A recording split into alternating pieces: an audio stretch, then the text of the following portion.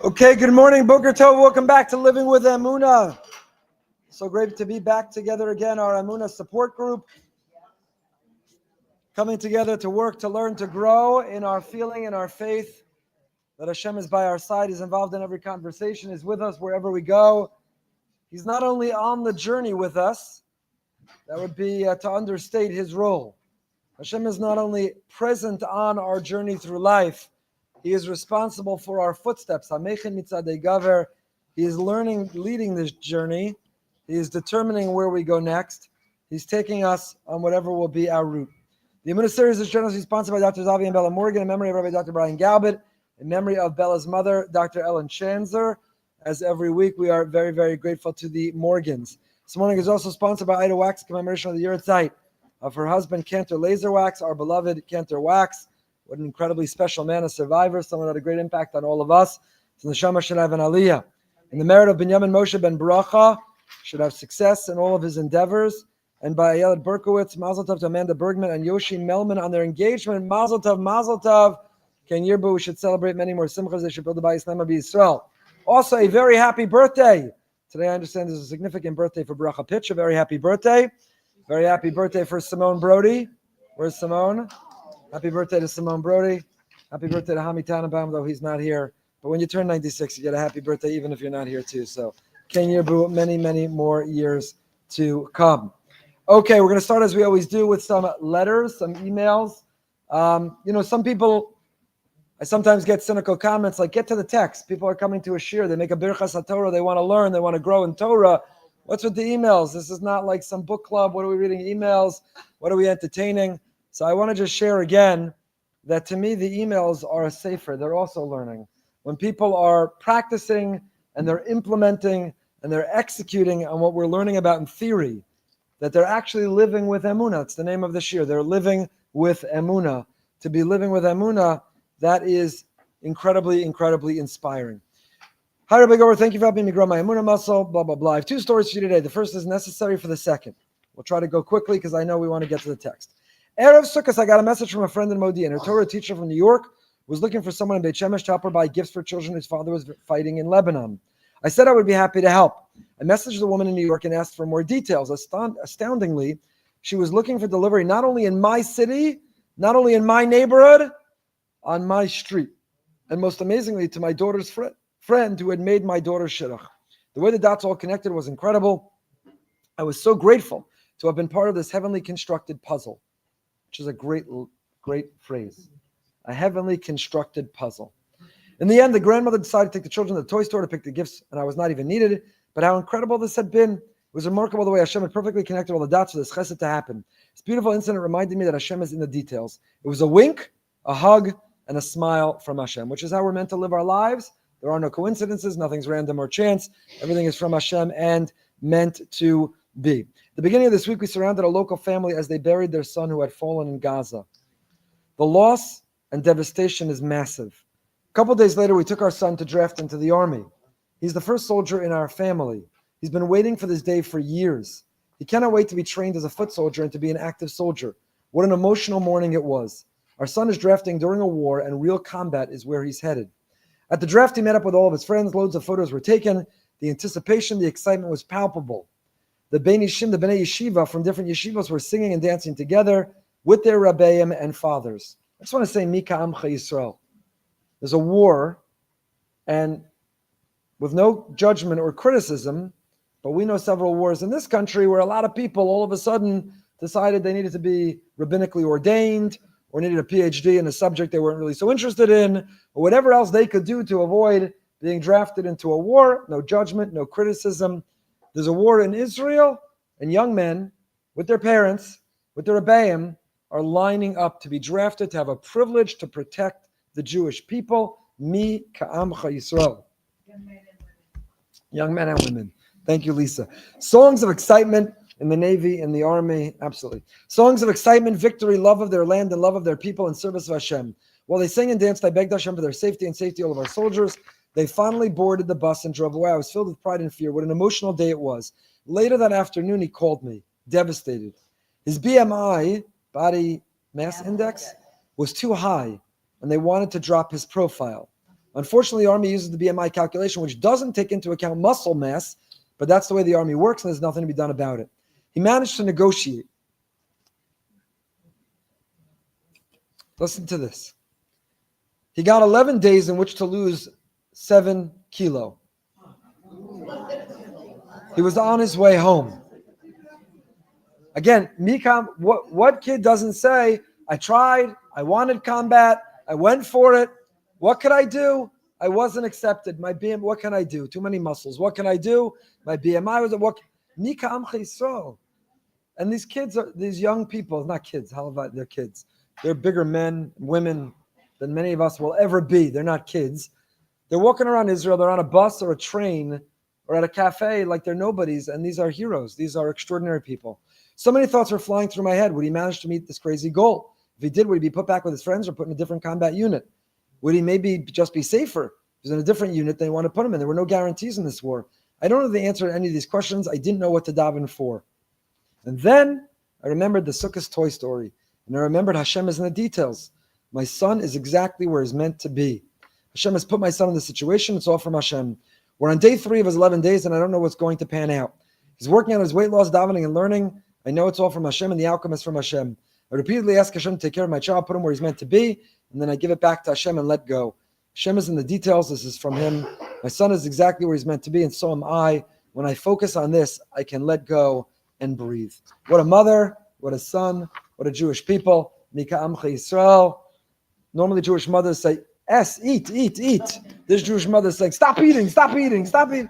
No, but it's what Mika Amcha Yisrael.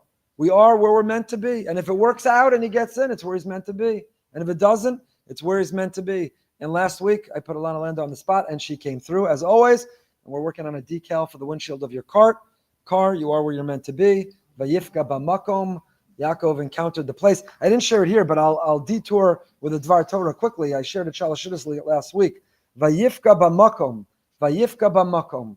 Yaakov Avinu encounters the place. And there he introduces the prayer, the tefillah of Marav, the nighttime prayer. Avram introduced Shacharis.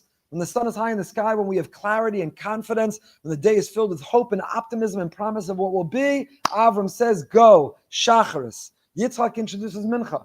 It's twilight, the sun is setting.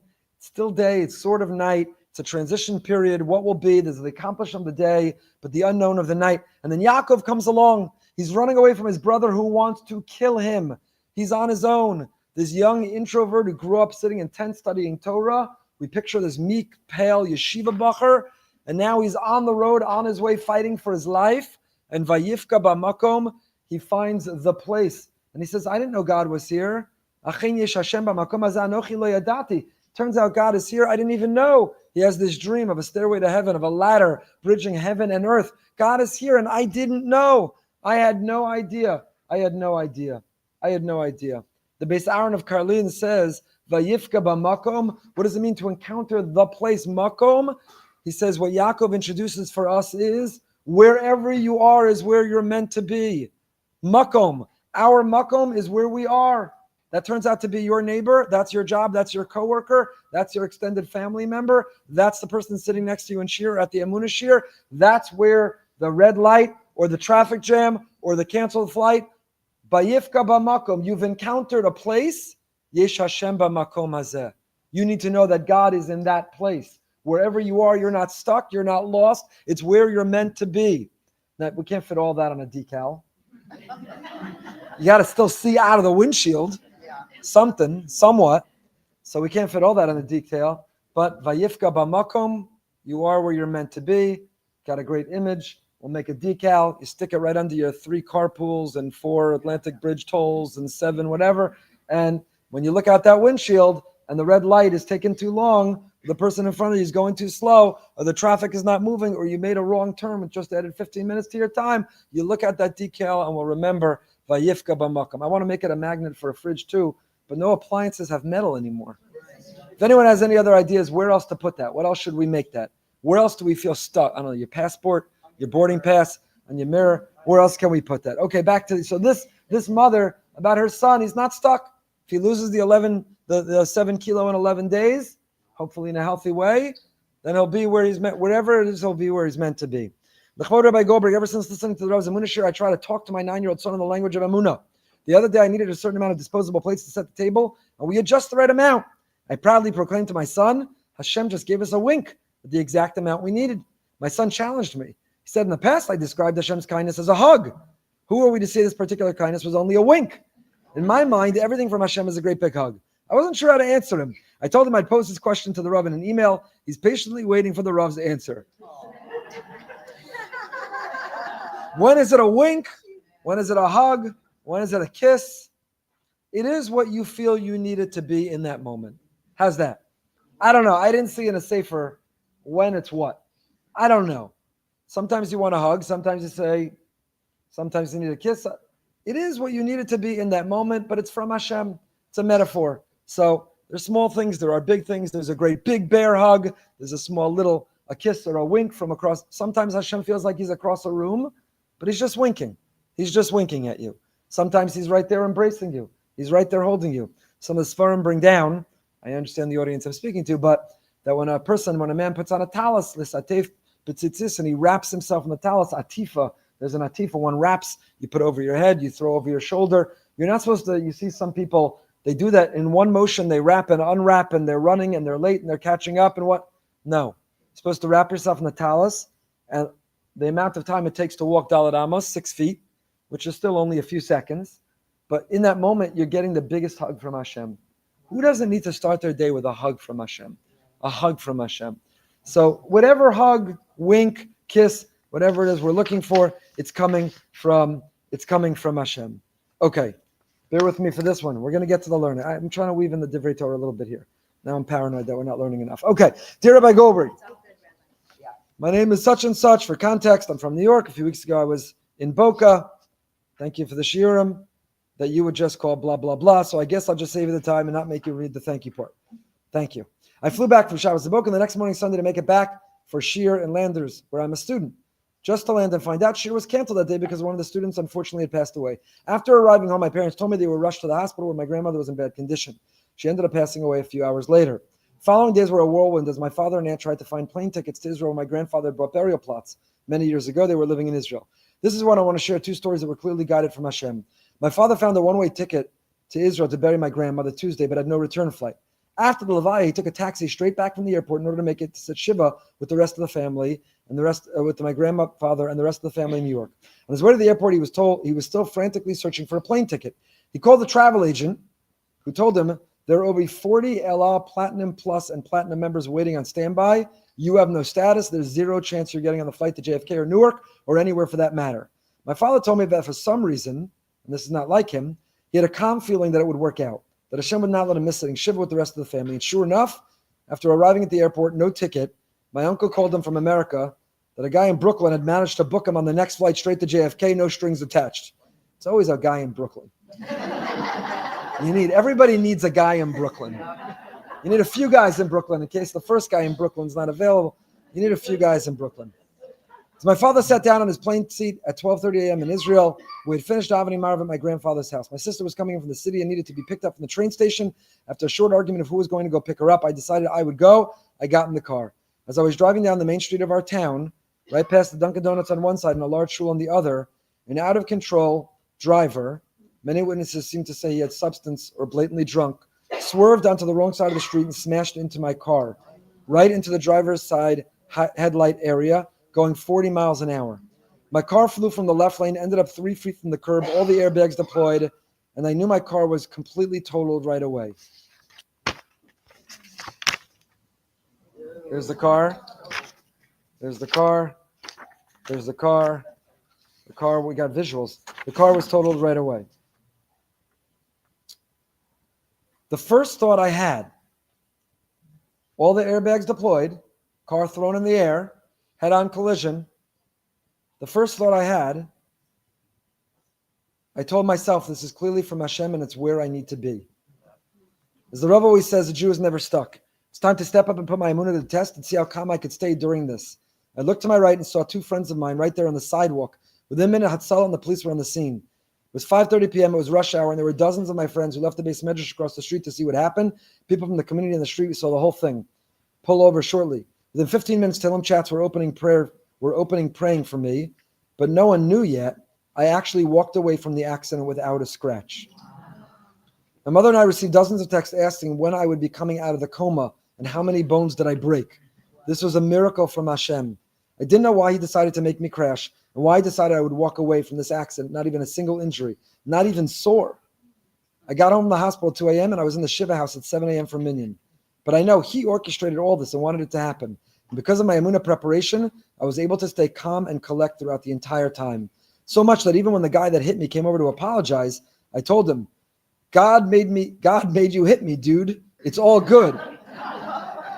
God wanted this to happen, and that's all that matters. Needless to say, the police officers and Hatzalah members who heard this were in complete shock. And I was too. I don't know where the koach came from, but Hashem put in my hands the chance to be Mekadesh his name at that moment. And in the upcoming days during the Shiva, when people would visit and see me and say, aren't you the guy who totaled his car? How are you completely fine? I would smile and just say, Baruch Hashem. Baruch Hashem. I'm not saying I'm perfect at all. I struggle every day to stay calm, believe in Hashem, but the little things. But in those hours, I lived more with Hashem than ever in my life. Anyway, if you don't think it's worthwhile to work on living with Emunah, in those moments, there were so many more I wanted to read, but we got to learn. Okay, just one more connects to last week, and then we'll get to. We'll keep sending them. Please send them. They mean the world to me and to others. One more quick one back to the text. A few weeks ago, I was waiting for an Uber in New Jersey. Remember my Uber story from American Dream Mall? I was waiting in an Uber in New Jersey when it kept getting canceled. I really needed to get somewhere, and after 3 cancellations, one finally came and I got in the car. When I told them I'm going to New York, the driver says, "No, I don't drive there. Get out." Welcome to the tri-state area. At that point, I'm from there. It's okay. I'm allowed to say it. Save those emails. At that point, it was cutting it close, and I was getting pretty frustrated. I kept telling myself a Jew is never stuck. I'm right where I'm supposed to be, but I was still in a rush. After a few minutes, Uber picks up. This time, a black Escalade pulls up. When I get in the car, the driver, an elderly guy, looks at me through his mirror and says, "Medaber Ivrit?" We went on to talk in Hebrew the rest of the ride about his time in the IDF, how although he isn't so connected to religion, he feels so much love from Chabad, inspires him to always keep a yarmulke in his pocket. I now know that every Uber cancellation ends like this. I know not every Uber cancellation story ends like this, and I was only debating sending the story in. And then the most recent shir was labeled, "When your Uber cancels." I knew I had to send this. Nothing is chance, and Hashem wanted it this way. I was going to get there. Thank you for what you do. Thank you, Hashem. Okay. There are many more. They're fantastic. We'll get to them. We've been learning Emunah Bitachon Rav David Avu Chatzeira Shlita from Nahariya, the north of Israel. He and everyone should be safe there. And we last left off with a very radical idea. It's not his. It stems from the holy Baal Shem Tov. The Heilige Baal Shem Tov says the following. The Gemara tells us, Harishaim Maleim Charatos, that wicked are filled with regret. And the Baal Shem Tov asked, regret's a very positive attribute. Regret's a positive quality. You regret mistakes, regret indiscretions, regret poor judgment, regret what we did wrong. Regret is what stimulates, it's the catalyst that what motivates change and growth. Regret's good. Regret's good. So what do you mean, Rishoim Marmalayim Charata? Wicked are filled with regret. If they're filled with regret, clearly they're not so wicked. To which the Baal Shem Tov answers that we need to know. That it's not talking about religious activity, although everything is religious activity. It means I regret I missed davening. I regret I didn't say a bracha. I regret I spoke Lashon Hara. That's healthy regret. That's healthy regret. Says the Baal Shem Tov, what the Chazal, what our rabbis were saying us is, in Mile Da'alma. Why didn't I make that turn? Why didn't I stay a few minutes later? Why didn't I invest in that stock, in that property, buy that apartment? All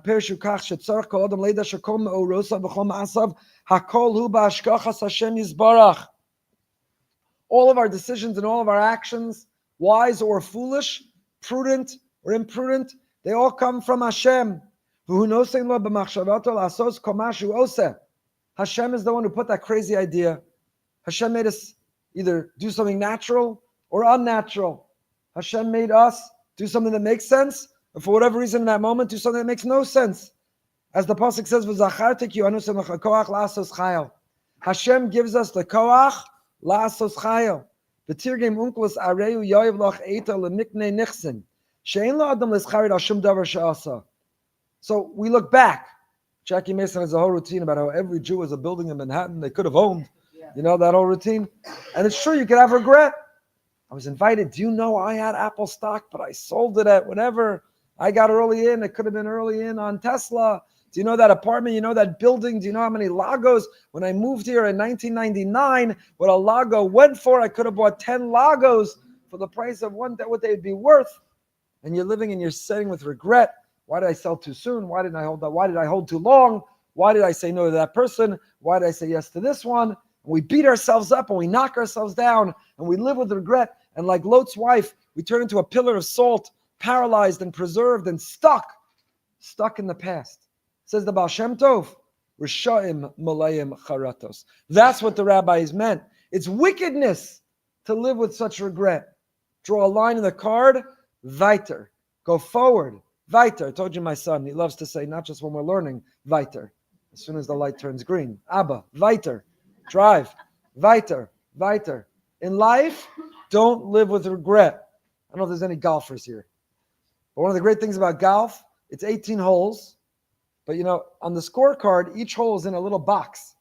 And, when it's in a little box, it means you could draw, golfers know this.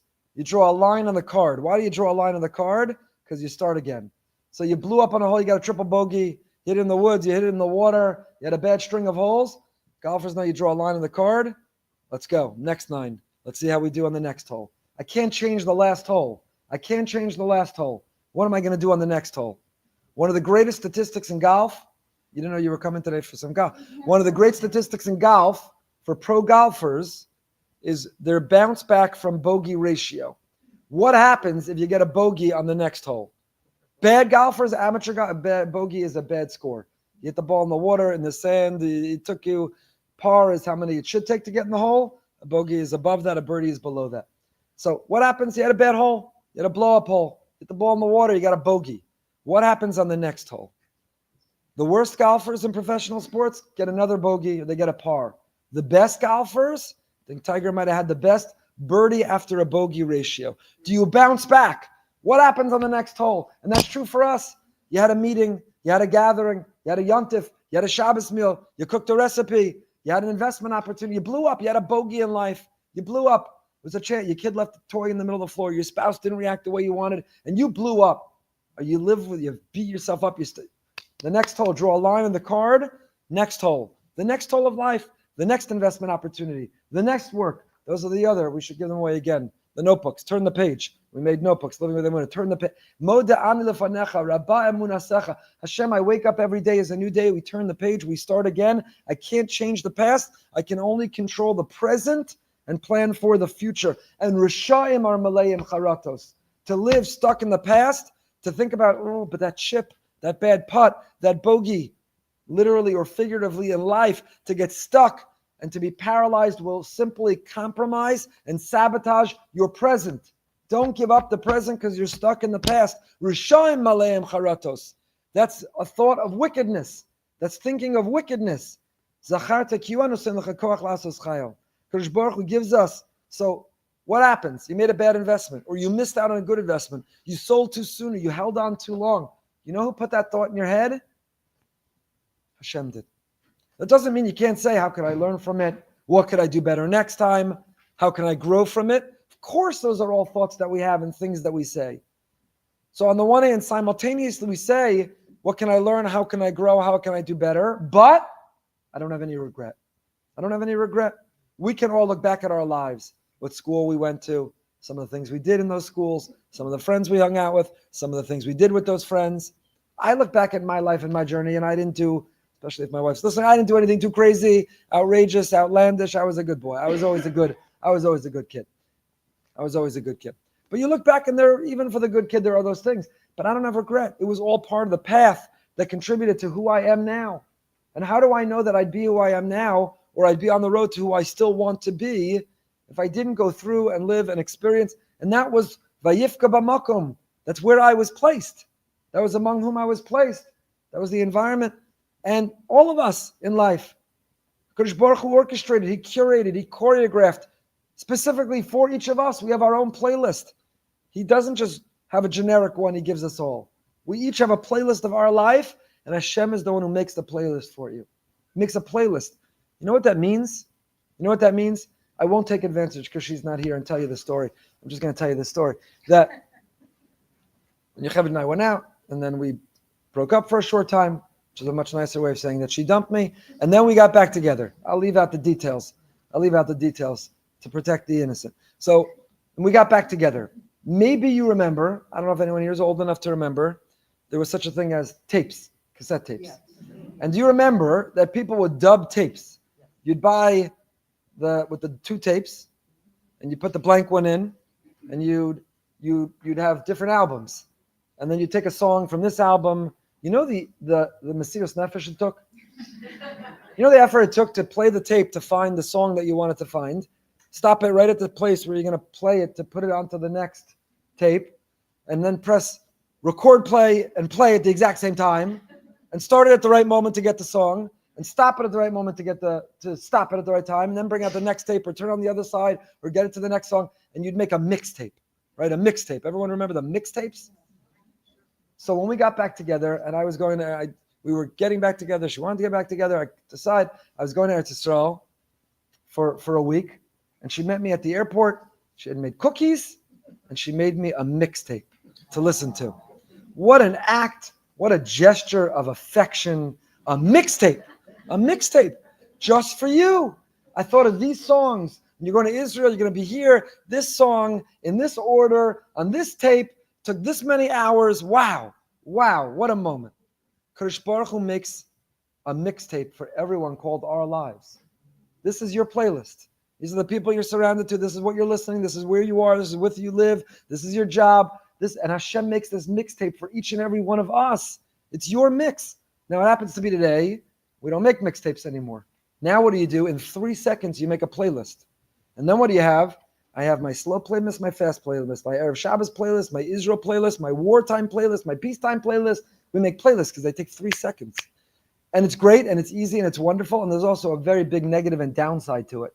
Because it used to be that when you listen to a tape, you had to suffer through the songs you don't like also, because to forward it, to find where to stop, you had to listen. When you bought a new album, I won't say a name because I don't want to suggest they had songs that aren't great. You brought a new album from this new music superstar.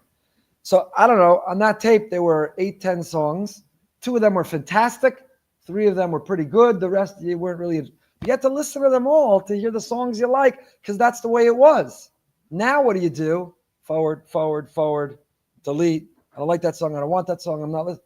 And you know what happens because of that? We're living in a world where we think that the people opposite us, they're our playlist.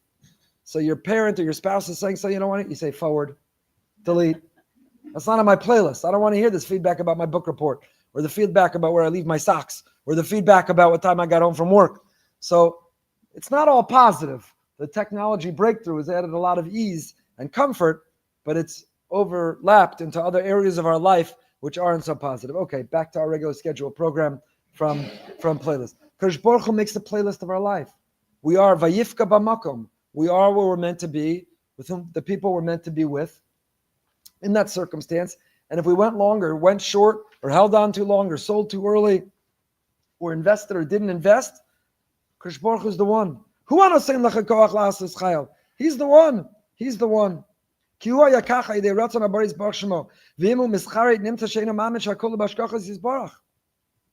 then Rav David Abu Chatzera goes so far as to say something strong and bold. And he says, if you live with regret, if you get stuck, you're a kofar. You're denying God's role in your life. It's an act of, you don't have Emunah. You don't have Emunah. It's heresy. The person who lives with Emunah says, this was part of his plan, that's why I took out that meal, or that's what I ordered from the menu, or that's why you can beat yourself up. I shouldn't have ordered that. I remember from last time I don't like that. Why did I order that? I should have tried the new thing. Why didn't I? Then 3 more days, you're still thinking about you went to the restaurant, how much you paid. It wasn't the best thing. You should have tried. That's a lack of Emunah. That's a lack of Emunah. What you could say is, remind me next time to order the other. I want to learn from it. No one's suggesting that we blindly go through life and we don't learn from our experiences of the past, but we don't get stuck. We don't perseverate. We're not paralyzed. We're not preserved, marinated in that salt that's holding us back. Kadosh Baruch Hu is the one in our head. Whatever reason, he had you choose that. Whatever reason you went there, whatever reason you said that. Al kein heim nekrai mishoim, ki lo keinu ela hakol hu al pi ratzon ha'elyon. It all comes from the Ratzon ha'elyon, comes from the Eibishter. It all comes from the Ribono Shalom. So what do we do with one of the letters I got this week? One of our wonderful members of our community, one of our Emunah listeners, heard this year last week, Rav David Abu Chatzeira and the Heilige Baal Shem Tov, and asks the following. Good afternoon. This question has been bothering me for some time as we continue to work on accepting everything that happens is due to God's determining for us. If that is so, then is Bechira Chavshis just an illusion on our part? Do we have free will? Do we not have free will? If that's where God wanted us to be, if that's the thought, the idea He planted in our head, go to that restaurant, order this from the menu, invest in that, sell now, hold it longer even though it's going to go down, buy that, don't buy that. Is it our free will or is it predetermined from God and from above? I used to try to explain to myself that Bechira was like driving a car with GPS. We're holding the steering wheel, but God is navigating the journey.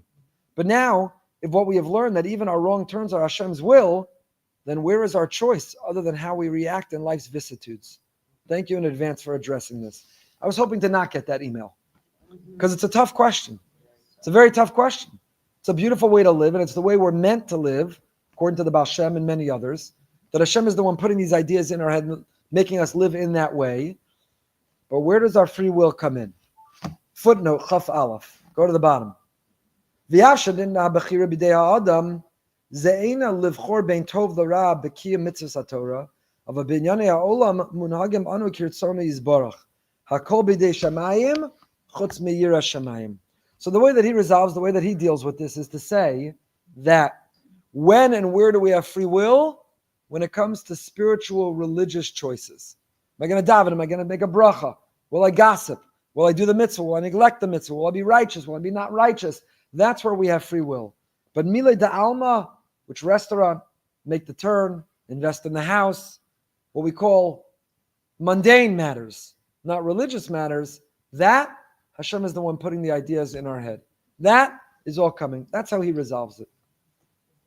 I struggle with that for the following reason. The Balatanya says, Rabbeinu Bechaya like it too, there's a question, are there really any mundane matters? If a person is living a really religious life, a life of Emunah, there is no mundane matter. Every choice, every behavior, every action, every thought is infused with an invitation and opportunity to connect Hashem, to pursue our mission of why we're here, to elevate it with religious meaning, or not. There is no in between. There's no parav. You have nuchliks and fleishiks and parav. I happen to highly suggest against parav in the kitchen because I think it's hard to maintain. The hardest questions and kashas I get are my parav knife and the nuchlik dishwasher, my parav spoon, my parav pot, the thing I try to keep parav. It's very hard to keep. If you have parav, God bless you. More power to you. It's very hard to keep parav. But in the kitchen, you could have parav, at least in theory. But in life, there is no parav. It's either kodesh or it's holy, or it's not holy, or it's not holy. And we're meant to, we're instructed to, we're charged with transforming and elevating everything. So even eating, there's a religious component to eating. There's a bracha before, a bracha after, the mindfulness in the eating. How much, what, when, where, with whom eating is. We've studied a little bit. We have a whole shir on YouTube on eating, the Jewish value of eating, not the Jewish way of eating. It's its own shir. But the Jewish religious experience that should come from eating. A person can't live without eating. Rav Shemayim Bayam Dakecha has a lot on this. You need to eat to live. You need to eat to live. Which means that every time you're eating, you're connecting to the source of life. And if you approach every morsel of food you put in your mouth as this morsel of food, Hashem, is contact and connection with the divine because it is giving me life. It's giving me life. You know the joy that you have when your cell phone is down to the 2%? You're barely holding on. You don't know what you're going to do. And you get near an outlet with a cord.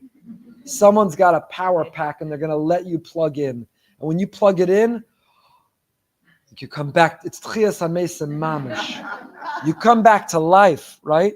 You got connected to the source of power. It was about to die, and you recharged and reconnected to the source of power. Every time we eat, says Rav Itcher Meyer, without eating we can't live. That's why we get hangry. Without eating we can't live. Emotionally, spiritually, certainly physically. Every morsel of food that we take in, we are connecting to the source of life, to the divine. We're plugging in. And if you would eat it and chew it and think about it, I'm chewing Hashem. I'm swallowing Hashem. I've just recharged, I rejuvenated, and I was just born again. I've made contact with the source of life, Hashem. Eating is totally different. Sleeping. He has a whole parak about sleeping. The notion, the Jewish notion, and turn Friday into Erev Shabbos. We spent a few weeks talking about sleeping. Why Shena b'Shabbos is Mishubachas, the idea of Shena on Shabbos, but Shabbos, the value of sleeping on Shabbos, a shluf, a nap. I'm very makbid on this halacha. Person has to take a good shluf. Winter months, it's tough, but to sleep on Shabbos. So there is no mundane. There is no mundane. Eating, sleeping, driving, it's all religious. It's all a platform and a stage to grow and to experience religion. So then, which is it? Free will or predetermination? Baal Shem Tov's right. Don't have regret. It wasn't you. Hashem put that idea in your head. Hashem led you down that road to that restaurant. Order off that menu. Invest in that property. It was Hashem, not you. So don't have regret. What's next? Figure out what's next. So where does free will come in? So maybe we'll talk about this more next time. But I'll give you a hint, beginning of a hint. My dear friend, Rabbi Nechemia, I spoke about this with. There's a difference between Yediyah and Bechira. Knowledge and choice. Hashem has knowledge of what we're going to do. But that doesn't take away our choice from doing it. Now, we don't understand that because in our experience and in our world, they're integrated. That knowledge and that choice come together. We can't have a knowledge of what someone's going to do and they still have the freedom to choose to do it or not do it. If we know they'll do it, it means that their freedom has been suspended. It means that there's a computer that was programmed. There's a robot that was automated. We can predict with certainty it will happen because there is no option for it not to. Right? That's our experience. They're enmeshed. They're integrated. They're intertwined. They go together. But from Hashem's perspective, Hashem lives outside of time. There is no what we will do, what we did do, what we are doing. There is no time. So the whole question only comes up because we're bound by time and we don't relate to the experience of being outside of time. But Hashem, who operates and lives outside of time, can have a knowledge and we yet still maintain the freedom of which to do, of what to do. But what's the value of that freedom if he's the one directing it? If we took that wrong turn, but he's the one who put into our head to be distracted, to not pay attention, to miss the turn, then did we miss the turn? Or did he have us miss the turn? That's still a huge question. And it's the one we're going to pick up with in Mitzvah Hashem next week. Wishing everyone besoros tovos, wishing you good news from Eretz Yisrael and around the world. Please remain to complete all of Sefer Tehillim in just a few minutes.